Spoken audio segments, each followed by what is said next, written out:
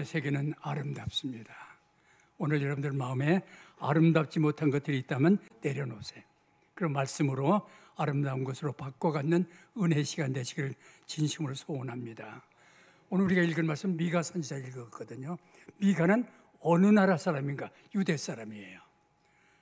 유다, 이스라엘 나라, 하나님의 나라 이스라엘 나라는 둘로 갈라졌죠.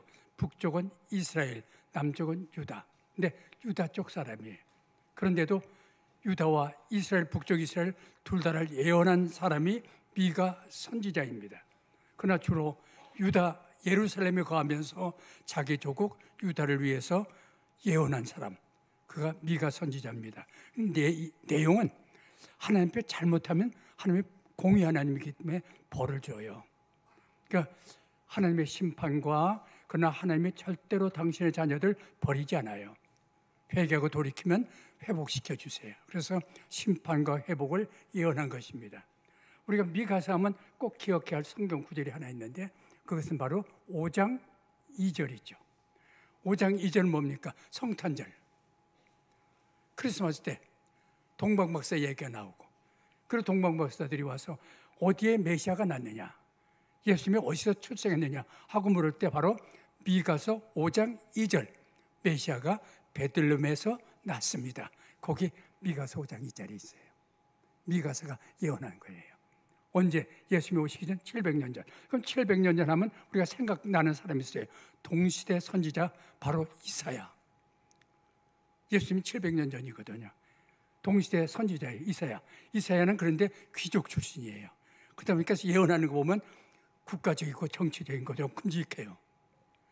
근데 미가 선지자는 집이 예루살렘에서 서남쪽으로 한 20마일쯤 떨어져 있는 가드 모레셋이라고 하는 시골에 목축업을 하는 농민 출신이 미가입니다. 그러니까 종교적이고 좀 개인적인 그런 일을 갖다 예언하는 것이 미가입니다. 근데 미가는 언제 그만두냐면 AD 70년, BC군요. BC 700년, 40년 동안 선지자 생활하다가 생을 마치게 됩니다. 그게 바로 BC 700년입니다. 그 말하는 것은 북쪽 이스라엘 나라가 멸망한 때가 언제냐 할 것 같으면 BC 722년 아수르에게 멸망되거든요. 그러니까 700년까지 예언했으니까 미가는 자기가 예언하면서 그 예언대로 북쪽 이스라엘이 멸망한 걸 직접 눈으로 본 사람입니다. 근데 남쪽은 아니에요. 그보다 한 150년 뒤에 BC 586년에 바벨론에 의해서 남쪽 유다는 멸망당하거든요. 자기 조금 멸망하는 건 보지 않았지만 그러나 북쪽 이스라엘이 예언하면서 멸망한 걸 봤습니다. 그럼 오늘 본문 들어가기 전에 먼저 지금 6월이에요. 6월은 조국을 생각하는 달이죠. 그래서 성경을 읽다가 조국을 생각하면서 미가서를 읽게 됐어요. 그러다가 딱 떠올랐습니다. 맞아. 미가가 탄식하는 것이 바로 우리의 아픔이 아니겠는가. 그래서 1장 8절에서 9절을 먼저 본문으로 택했습니다. 1장 8절에서 9절 보면 거기에 미가가 자기 조국 유다를 때문에 아주 마음이 아프게 애처롭게 경고하는 내용이 담겨 있습니다. 조국에 가는 길을 보면서 너무 가슴이 아파요. 오늘 우리의 시대, 우리나라 가는 걸 볼 때 여러분들 마음이 아프지 않습니까? 그 많은 사람들이 이 나라를 떠나고 싶다 할 정도로 마음 아파하십니다. 좀 바로 잘 갔으면 좋겠어요. 후세들이 잘 지냈으면 좋겠어요.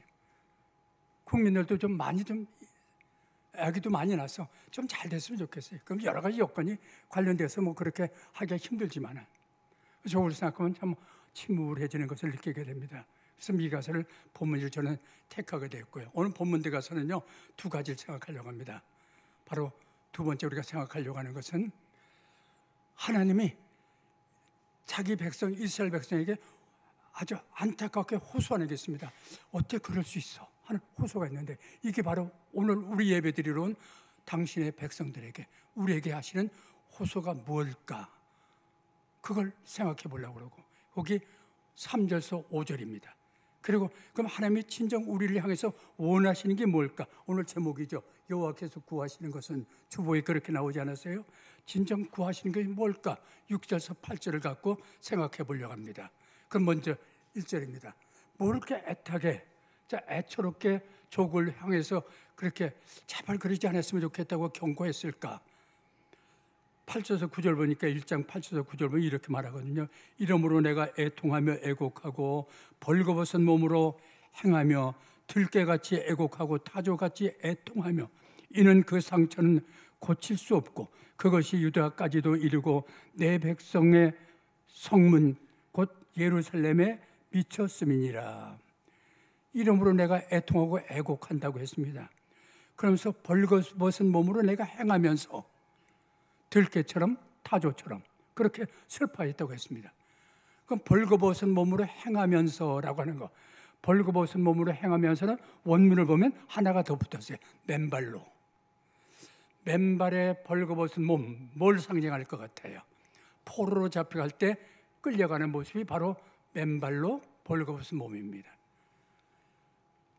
자기가 지금 예언합니다. 북쪽 이스라엘 멸망해요. 곧 하나님의 심판입니다. 그걸 볼 때 아수르한테 포로로 끌려갈 거거든요. 할 때 너무 마음이 아파요. 그래서 그 끌려가는 모습을 보면서 호소하면서 그는 맨발로 벌거벗은 몸으로다가 호소하게 되는 것입니다. 유다 나라는 바벨론에게 훗날 그렇게 바벨론 포로로 잡혀가지 않습니까? 그때 모습을 보면서 벌거벗은 몸으로 그럽니다. 그럼 여기서 미가가 이렇게 벌거벗은 몸으로 행하면서 들깨처럼 타조처럼 애통하며 애곡하는 이유가 무엇일까? 왜 그렇게 할까? 그걸 보니까 8절 처음에 이러므로 내가 애통하고 애곡하니, 이러므로가 답이에요. 이러므로 내가 애통하고 애곡한다고 했습니다. 이러므로가 뭘까요? 이것 때문이란 말이거든요. 이것 때문에. 그럼 이것이 뭡니까? 앞에서 말한 거 6절에서 7절 말하고 이것 때문에 내가 애통하고 애곡한다는 거거든요. 6절에서 7절이 뭡니까? 이스라엘이 멸망해요. 자기 하나님의 나라 북쪽 이스라엘이 멸망할 걸 볼 때 너무나 마음이 아프고 괴롭다는 얘기입니다. 그거 하나도 괴로운데 비록 내 몸은 유대 나라 남쪽이에요. 북한이 아니고 북쪽이 아니고 우리나라로 보면 남쪽이지만 그러나 북한이 망하는 것도 마음이 아프잖아요. 동족인데 비록 내가 남쪽 사람이라 하더라도. 그런데 유다는 그런데 북쪽에 멸망하는 것 그것이 6절에서 7절의 그 예언이거든요. 이렇게 멸망하는데 그 상처가 멸망하는 그 상처가 북쪽이 이스라엘로 끝나면 좋겠는데 북쪽 이스라엘 끝나는 그것이 마치 전염병처럼 이게 퍼져나와서 자기 조국 유다에도 멸망한다. 그리고 성문인 예루살렘 수도를 말하는죠. 예루살렘까지 다 멸망한다. 그러니 북쪽 이스라엘 멸망을 바라보면서 이 멸망이 멸망으로 북쪽으로 끝나는 것이 아니라 남쪽 유다도 멸망할 것을 바라보면서 마치 벌거벗은 포로로 잡혀가니까 멸망하는 건 그걸 보면서 벌거벗은 몸으로 들깨처럼 애곡하고 타조처럼 통곡한다고 했습니다. 그럼 왜 하필이면 또 들깨와 타조를 말했을까? 들판 얘기할 때 황량하다고 그러잖아요. 황량한 광활한 들판, 광야. 그러니까 광야에서 울부짖는 짐승, 밤중에 오메이른 타조 새끼가 슬피 우는 그 모습, 들깨들이 밤중에 울부짖는 그 소리를 생각하면서 나는 마치 그런 심정으로 황량한 광야를 더 참 적막하고 서글프게 만들어주는 그 밤중에 울부짖는 들깨와 타조처럼 나는 이렇게 울부짖게 됐다 하고 말하는 것입니다. 우리의 심령이 오늘 조국을 바라보면서 마찬가지로 우리의 마음도 아플 것입니다. 좀 더 나라가 잘 됐으면 좋겠는데 왜 나라가 이렇게 가는가 하고 슬퍼하는 사람들이 혹시 있을 것입니다. 벌거벗은 몸으로 행하며 들깨같이 애곡하고 타조같이 애통하게 되었다라고 고백을 합니다. 두 번째 생각합시다. 하나님이 당신의 백성 이스라엘 향해서 정말 안타깝게 호소하겠습니다. 그 호소하는 내용이 뭘까요? 질문 두 가지를 던져볼 겁니다. 첫 번째 질문은 하나님의 호소하는 게 이겁니다. 내가 너한테 무엇을 행했느냐? 내가 너한테 뭐 했지? 내가 너한테 무엇을 잘못했어? 근데 어떻게 네가 나한테 등을 돌리고 이렇게 나에게 배반할 수가 있단 말이야. 이게 하나님의 말씀입니다.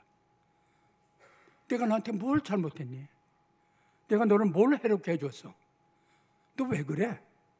하나님이 그렇게 묻는 것입니다.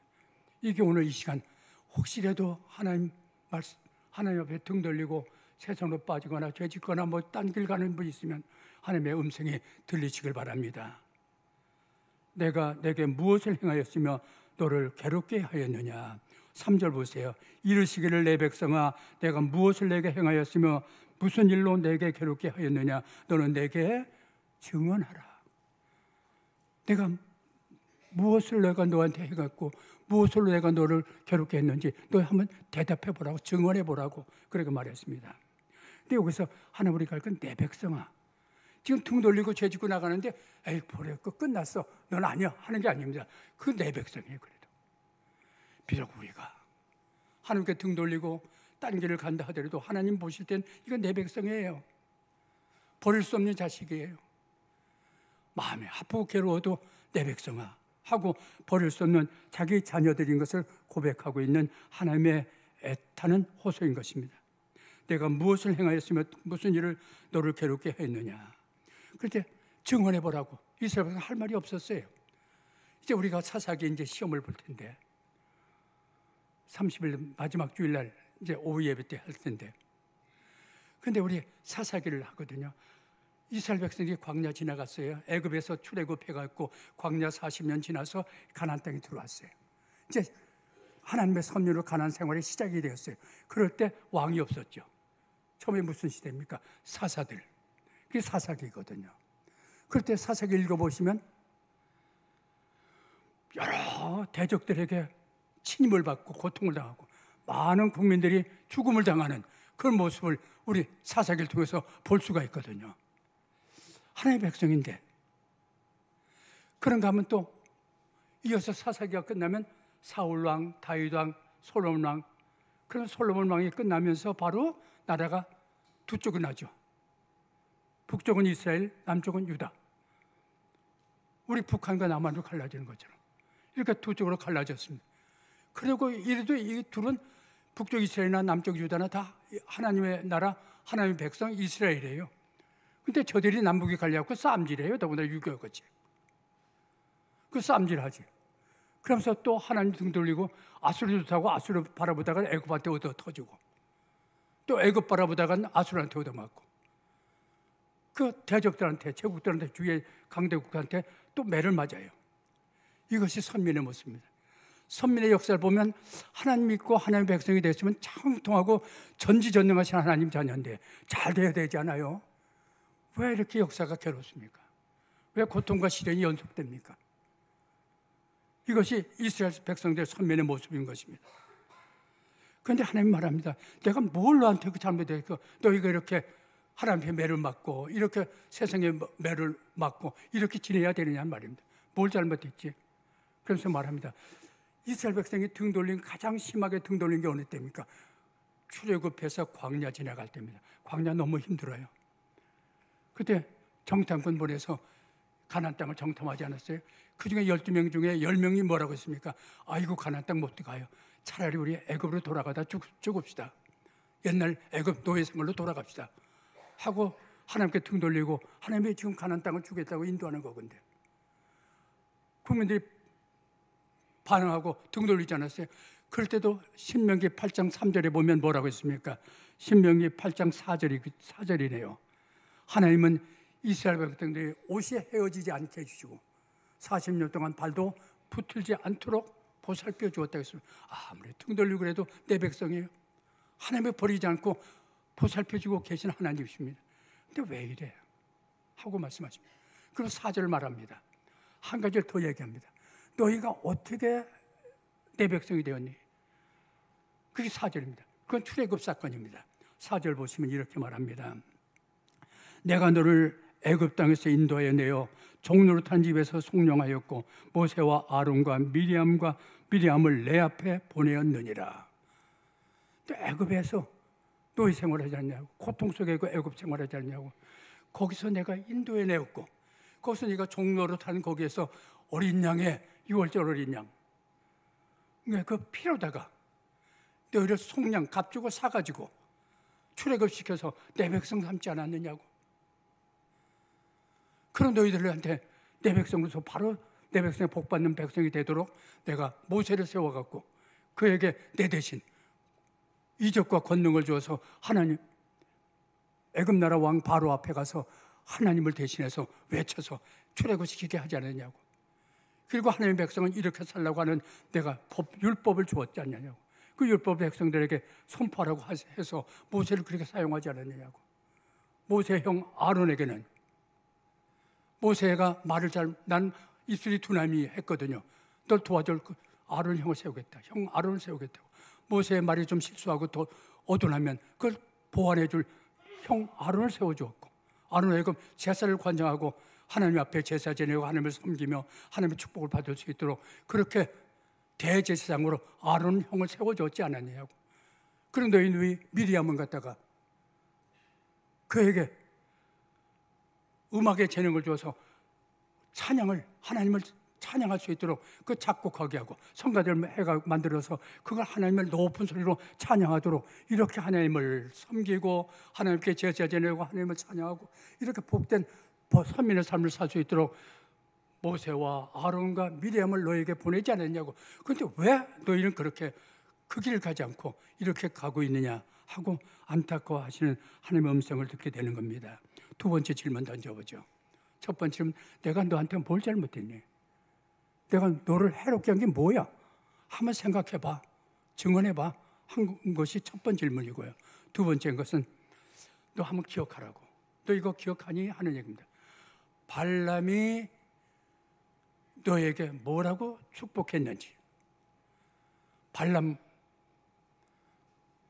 뭐라고 했는지, 그리고 시딤과 길갈 그 사이에 내가 어떻게 너에게 해줬는지 그거 기억하니?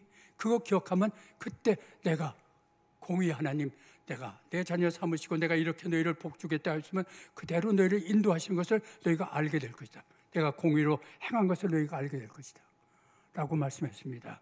이것이 5절 말씀입니다.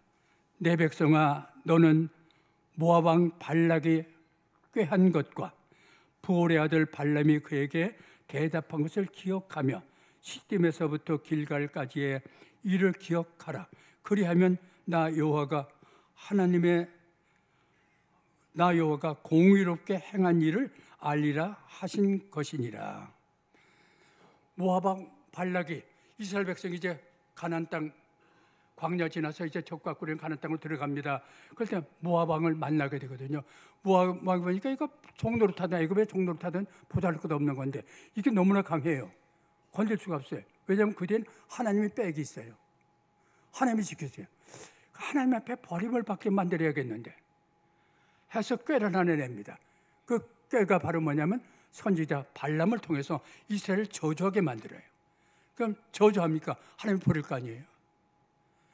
그래서 꾀를 냈습니다. 그래서 발람에게 매서 돈을 많이 주기로 고 발람의 마음을 샀어요.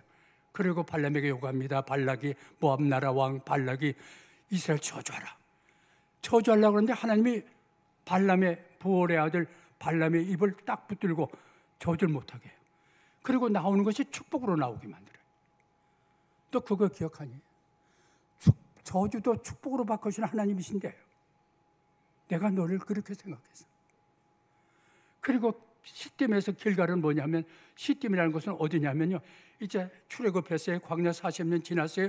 이젠 요단강 건너면 가는 땅에, 그 요단강 건너기 전에 마지막 장막 친 곳이 시딤입니다. 거기는 가나안 땅에, 강만 건너면 가나안 땅이 들어가니까. 그러니까 광야 생활 마지막 정착지가 시딤이에요. 그리고 길갈은 뭐냐 할 것 같으면요, 요단강을 건넜어요.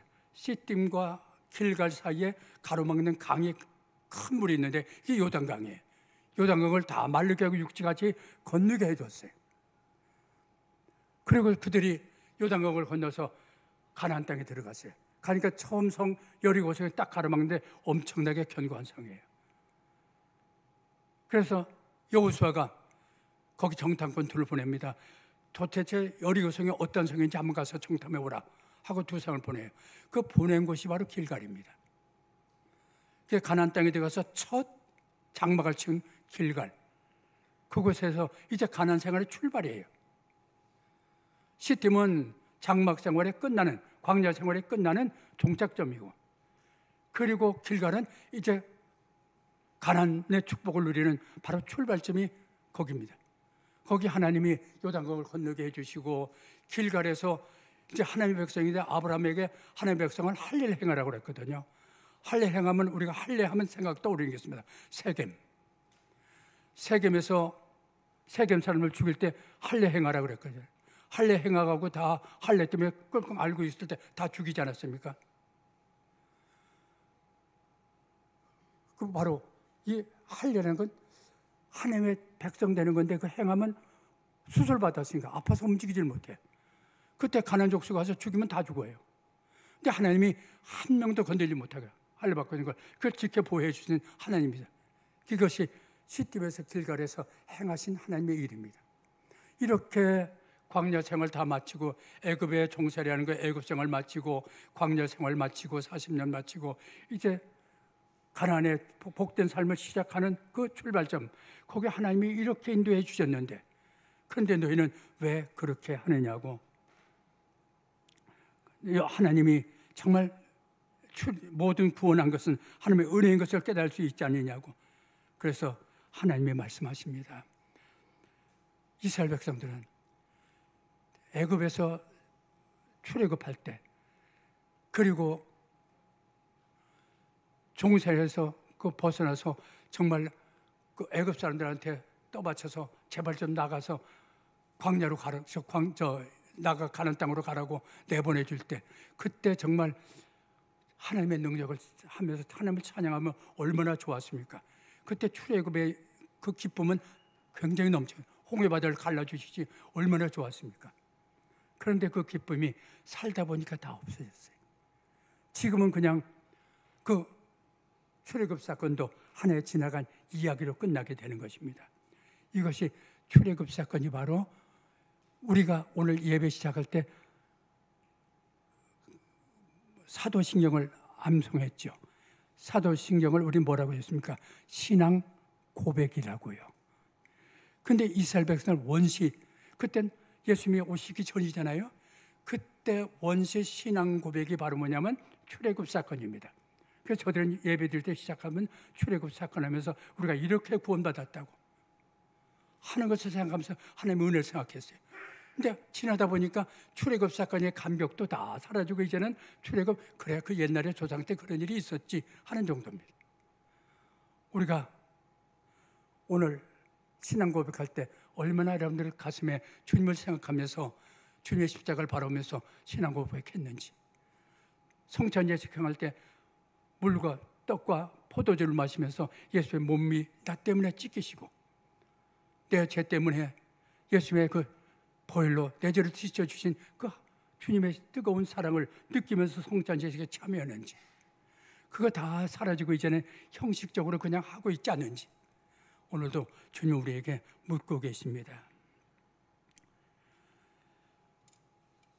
그렇다고 하면 하나님이 진짜 원하시는 건 뭘까?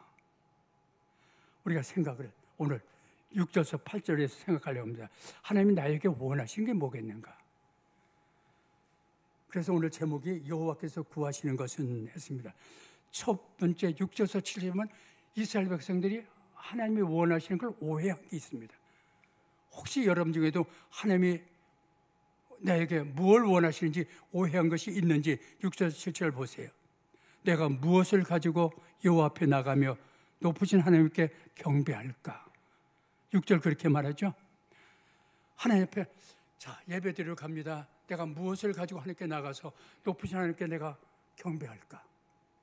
내가 뭘 가지고, 헌금을 내가 얼마나 가지고 가면 좋을까? 하나님이 기뻐하실까? 내가 오늘 가서 무슨 봉사를 해야 하나님이 기뻐하실까? 그렇게 생각하면 나오지 않습니까? 네, 그것이 잘못됐다는 겁니다. 그거보다 먼저 해야 할 일이 있다는 겁니다. 주님의 나를 속량하신 주님의 십자가를 보면서 내 가슴이 뜨거워지고, 내가 주님 앞에 내가 오늘 무슨 삶을 바쳐드릴까? 주님의 은혜를 입은 내가 무엇을 할 것인가? 거기서 봉사도 나와야 되고 헌금도 나와야 되고. 여러분들 십자가 목걸이를 여기다 달고 다닙니다. 그거 나쁘다는 거 아니에요. 근데 십자가가 그냥 표적이 아니에요. 십자가에 담겨있는 그 내용을 잃어버리면 안 된다는 얘기입니다. 십자가 내게 주고자 하는 주님의 의미가 무엇인가를 내 마음에 담지 않으면 십자가 내게 의미가 없다는 얘기입니다. 십자가는 부적이 아닙니다. 그래서 그것에 오해를 하고 있습니다. 이스라엘 백성들은 하나님 앞에 내가 뭘 드려야 하나님 기뻐하시고 내 이 잘못한 일을 사해 주실까, 그것을 찾고 있었습니다. 그래서 6절에 보니까 우리 하나님이 내게 요구하는 것이 1년 된 송아지지 하고 했습니다. 주님, 제가 1년 된 송아지를 드리면 하나님 기뻐하시겠습니까? 하고 묻습니다. 6절 그러지 않습니까? 레위기 9장 3절에 보면요, 하나님이 제사장 아론에게 말합니다. 야, 너 백성들에게 선포해. 하나님은 죄 졌으면 속죄 제물로 순양을 가져라. 그리고 번제 드릴 때는 1년 된 송아지, 흠 없는 송아지를 가져와라. 그리고 어린 양을 가져와라. 1년 된 흠 없는 송아지는 하나님이 요구하신 제물이에요. 하나님, 저희들에게 1년 된 송아지 가져오라고 그랬죠? 그거 드리면 되겠죠? 하고 말합니다. 근데 하나님은 이거 아니라는 얘기입니다. 하나님이 요구했잖아요. 왜 아닙니까? 네가 그 1년 된 송아지, 그 제물, 그걸 드릴 때 제물을 왜 드리는지를 생각하지 않았다는 얘기입니다. 1년 된 송아지는 왜 제물로 드린 겁니까? 이스라엘 백성들 자기가 죄졌잖아요. 내가 죄져서 내 대신 죄삭은 사망이니까 죽어야 되는데 내 대신 내가 죽지 못하니까 대신 죽어주는 것이 1년 된 송아지거든요. 송아지는 나 때문에 죽는 죽음입니다. 그것이 십자가예요. 그래서 먼저 이 제물이라는 것은 겉 송아지가 중요한 것이 아니고 송아지 속에 담겨있는 그 내용입니다. 내 죄 때문에 이 송아지가 내 대신 죽었구나 하는 그 아픈 상한 마음입니다. 그걸 가지고 제물을 드릴 때 하나님이 그 제물을 받으시지, 하나님, 제가 하나님이 요구하신 대로 1년 된 송아지 그걸 드릴까요? 그건 흥정이에요. 하나님 달라는 건 내가 드릴게요. 그러니까 저 용서해 주시고 저에게 축복해 주세요 하면 흥정이죠. 흥정을 하나님은 기뻐하지 않는다는 얘기입니다. 그랬더니 안 받으세요. 그래서 말합니다. 두 번째 제물을 얘기합니다. 그러면 주님, 천천의 수양과 만만의 강물 같은 기름을 드릴까요? 주님이 순양 드리라고 했잖아요. 제물로 순양을 드리고, 그리고 기름을 번제는 불태워 드리는 거 아니에요? 그걸 드리라고 했잖아요. 하나님이 그거 양 한 마리, 송아지 한 마리 안 받으시니까 그럼 제가 양을 드리는데 이걸 물량공세예요. 천천의 수양, 수천 마리의 양을 드리겠습니다. 기름도 만만의 강물 같은 기름을 내가 이렇게 드리겠습니다. 물량공세하겠다는 얘기입니다. 혹시 여러분들 오해하지 않습니까? 어떤 사람이 오늘 헌금 얼마 했습니다. 난 더 많이 했어요. 그러면서 속으로는 하나님, 제가 더 많이 헌금했으니까 더 큰 축복을 저에게 주실 거지요. 그거 아니라는 얘기입니다. 하나님은 흥정의 대상이 아닙니다. 저요, 우리 한국에서 제일 큰 교회 나가요. 제일 일 있는 목사님한테 설교 받아요. 제가 더 큰 복 받죠? 그거 아니라는 얘기입니다. 비록 작은 교회, 개척교회라도 거기 가서 내가 주님의 몸을 세우기 위해서 헌신하고 할 때 그 마음을 하나님 받으신다는 얘기입니다. 그다 큰 교회가 잘못됐다는 것도 아니고 이름은 그 귀한 훌륭한 목사님을 잘못됐다는 것 절대 아닙니다. 그보다 더 중요한 것은 당신의 마음입니다. 흥정하지 말라는 얘기입니다. 여러분의 마음을 주님 앞에 드리라는 얘기입니다. 우리가 이런 잘못된, 그래서 이렇게 물량 공세를 해봤습니다. 근데 안 받으세요. 하나님이 달라는 거 다 드렸는데 뭘 또 드려야 됩니까? 이거 세 번째입니다. 그렇다면 제가 제 허물을 위해서 제 마다들을 드릴게요. 제 영혼의 죄를 위해서는 제가 내 몸의 열매가 자식이죠. 자식을 드릴게요. 이제 자식을 드리겠다는 겁니다. 이건 우상에게 바치는 제물이에요. 우상에 바치는 최고의 제물이 자식이거든요. 그 우상 중에도 몰렉, 이 당시의 왕이 아하스 왕인데, 이 아하스 왕도 자기 아들 몰렉에게 제물로 드렸어요. 그 당시의 풍조가 우상에게 복받기 위해서 드리는 제물 중에 최고 제물이 자식이에요. 왕도 자식을 갖다가 제물로 줬거든요. 그러니까 이제 마지막 걸어봅니다. 하나님 달라는 거 다 안 받으시니까 그럼 자식으로 드릴게요. 하나님이 어떻게 하실까요? 허물 때문에, 영혼의 죄 때문이라면 허물과 죄를 위해서는 뭐 해야 됩니까? 먼저 제물이 중요합니까? 아니면 회개가 중요합니까? 허물과 죄면 회개해야죠. 거기서 돌이켜야죠. 그러면 돌이키는 결단이 있어야 되잖아요. 회개와 돌이킴이 있는, 그리고 제물 드릴 때 그걸 하나님 받으시는 겁니다. 근데 그거 없이 안 받으면 내가 자식을 제물로 드릴게요 하는 건 흥정인데 그건 받지 않습니다. 그럴 때 이사야 1장 10절에서 16절에 이렇게 말합니다. 너 그거 아무리 많이 가져도, 아무리 뭐 천천의 수양이고 흠없는 1년 된 송아지고 그렇게 다 가져도 나 받지 않아. 오히려 거기서 나를 괴롭히는 거야. 나 혐오스럽고 나를 욕롭게 만드는 거야. 네가 드린다는 그 제물은 괴롭히는 거야. 흥정으로 하나님께 드리는 것은 오히려 하나님을 괴롭히는 것이다 라고 생각하시고, 오늘 봉사 하지 말라는 거 아닙니다. 봉사 중요합니다. 헌금 중요합니다. 그러나 그 중요한 것에 여러분이 꼭 해야 할 것은 먼저 마음을 담아드리라는 겁니다. 여러분의 그 주님의 은혜가 거기에 담겨 있어야 된다는 얘기입니다. 제물에. 그것을 하나님은 기뻐 받으신다. 그런데 자식을, 그러면 여러분들 마음속에 성경에 보면요, 아브라함에게 이삭을 바치라고 하지 않았습니까? 맞아요. 아브라함에게 이삭 바치라고 했습니다. 모리아산에서.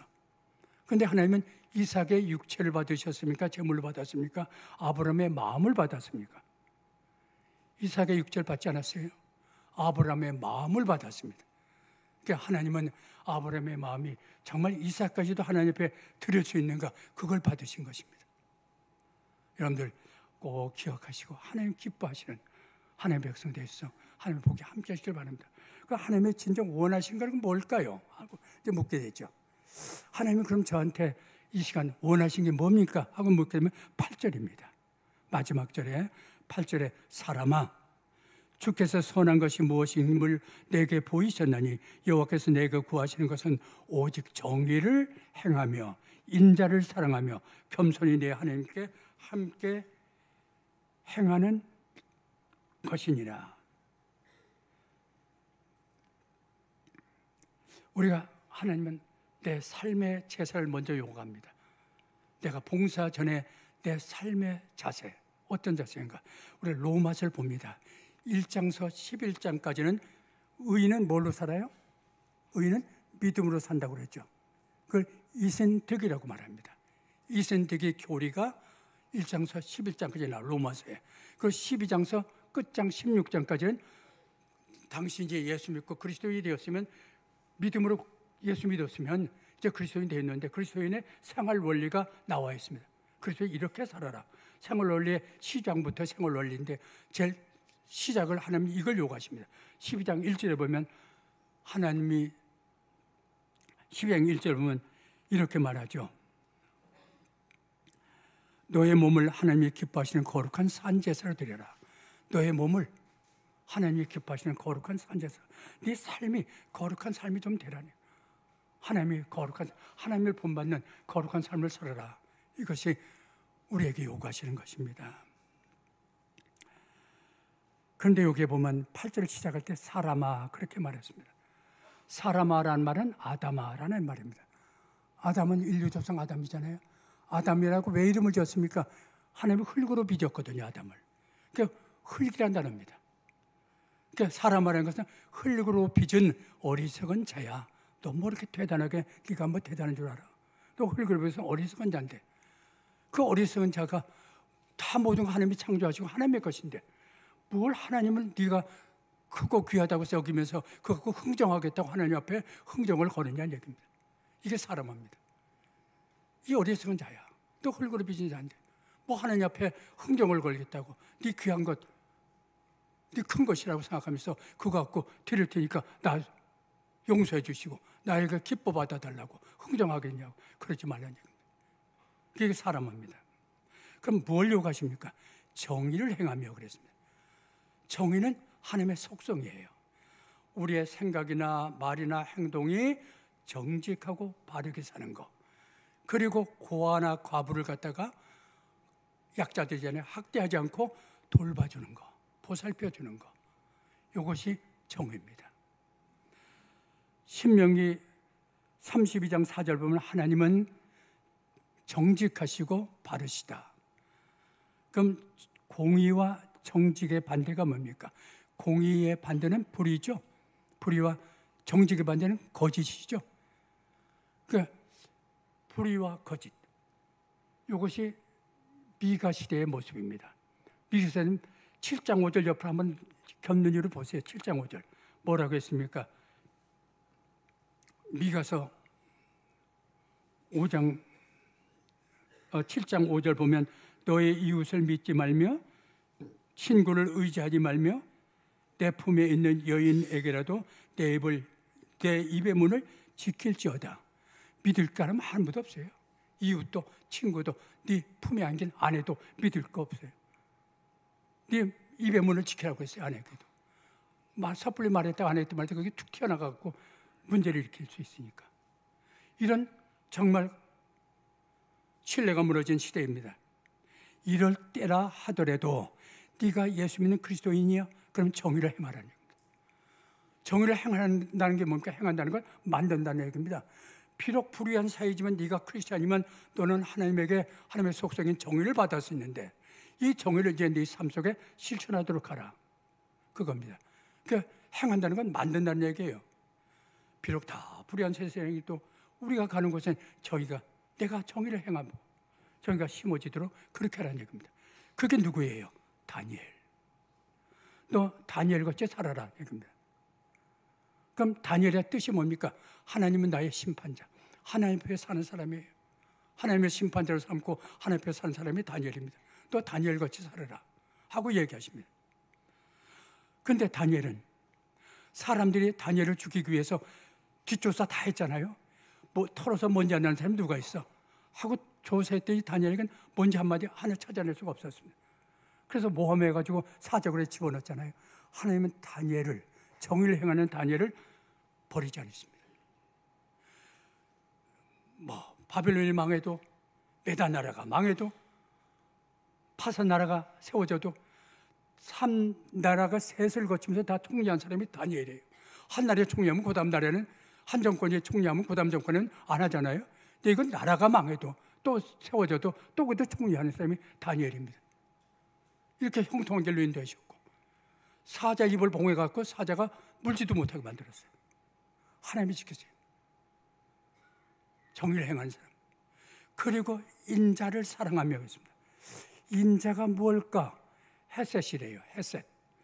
헤셋 어렵죠. 인자는 사랑이에요. 인애예요. 그리고 인애, 충성, 경건, 자비, 긍휼. 이게 좀 어렵네요. 그냥 쉬워요. 하나님의 언약적 사랑입니다. 언약적 사랑은 뭐냐면 하나님 우리를 택했잖아요. 택하고 가장적인 택한 우리에게 축복을 주려고 했었어요. 가장 귀한 축복이 뭡니까? 영생이에요. 천국 백성 되는 거, 하나님 자녀 삼는 거, 영생을 주려고 하는 것입니다. 그 영생을 주기 위해서는 우리의 죄삭은 사망이니까 영생을 못 갖잖아요. 우리 죄를 해결하기 위해서 하나님의 독생자 예수를 이 땅에 보내주시고, 그리고 그분이 내 죄 모든 걸 대신 지시고 십자가에 죽으신 대속제물이라고 그러죠. 대속제물이 돼서 나를 속량에 구원해 주셨어요. 그것이 바로 언약적 사랑입니다. 이 사랑으로 내가 하나님 자녀 되고 하나님의 아버지라 부르고 이제 세상에 나가서 믿음 생활을 살아가는 우리가 됐어요. 그렇다면 비가 하늘에 내려요. 그럼 비가 내리면 땅을 적셔요. 땅이 윤택하게 돼요. 그리고 이 비는 다시 하늘로 증발의 수증거가 돼서 증발에 올라가요.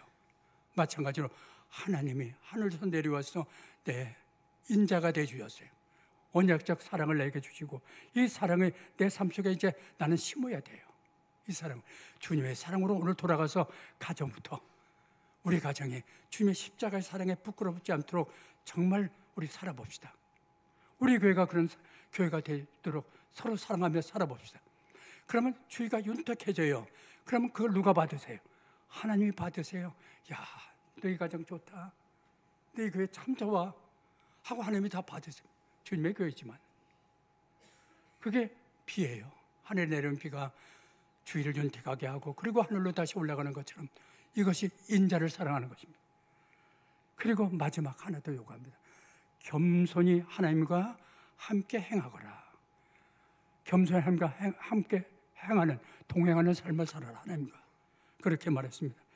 이것을 믿음이라고 말합니다. 겸손히 하나님께 다 맡기고 하나님과 바라보고 하나님과 동행하는 삶을 믿음이라고요. 창세기 5장에 보면 에녹은 300년 동안 하나님과 동행하였으니, 하나님과 동행하는 삶, 이걸 히브리서 11장 5절에 보면 에녹은 믿음으로 죽음을 보지 않고 하늘로 올라갔다, 이렇게 되어 있습니다.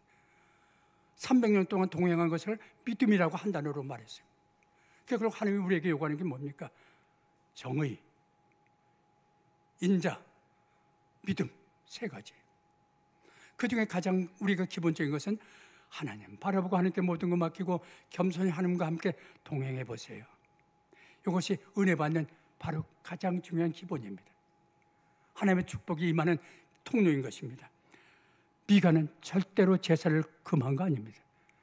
하나님이 주신 제사들 하는 게 아니고 제사보다 앞서는 것이 하나 있어야 되는데, 제사와 함께 너는 정의와 인자와 믿음이 함께하는 제사를 드려라. 오늘 봉사 그렇게 하세요.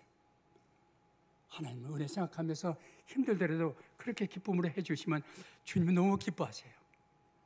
하나님 복 내려주시고 그거 다 하나님 받으세요. 우리 교회 섬기는 거 그렇게 한번 섬기시길 바랍니다.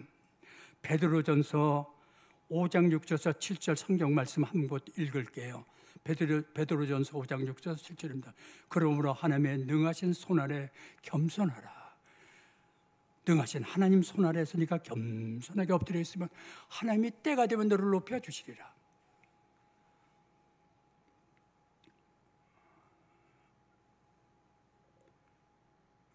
그러므로 하나님의 능하신 손 아래 겸손하라. 때가 되면 너희를 높이시리라. 너희 염려를 다 주께 맡겨버리라. 왜냐하면 그분이 너를 돌보시기 때문이다. 염려건 주님께 맡기세요. 이 오늘의 결론의 말씀입니다. 베드로전서 5장 6절에서 7절 말씀. 주님 앞에 능하신 손 아래서 겸손하세요. 때가 되면 높여주실 거예요. 염려건 다 주님께 맡기세요. 주님이 당신을 보살피고 계십니다. 그 염려건 주님이 해결해 주실 것입니다. 이것이 이제 예화 하나 하고 마쳐야 되겠네요.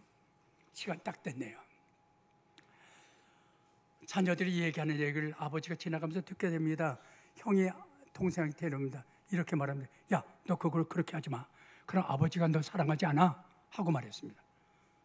아버지 기뻐하는 거 아니야? 아버지가 사랑하지 않아? 아버지가 아이들에게 말합니다. 아빠는 너희를 항상 사랑한다. 그러나 네가 아버지 원대로 행하면 아버지 기쁘지. 너희가 자랑스럽지. 기쁘고 자랑스럽게 너희를 사랑할 것이고, 너희가 아버지 원하는 대로 행하지 않으면 아버지 섭섭해. 마음 아파. 섭섭하고 아픈 마음으로 너희를 사랑할 것이다. 아버지라 너희를 잘못하든 잘하든 사랑하는데 나를 섭섭하고 아픈 마음으로 사랑하지 않게 내가 기쁘고 정말 자랑스럽게 너희를 사랑할 수 있도록 그렇게 살아주면 좋겠다.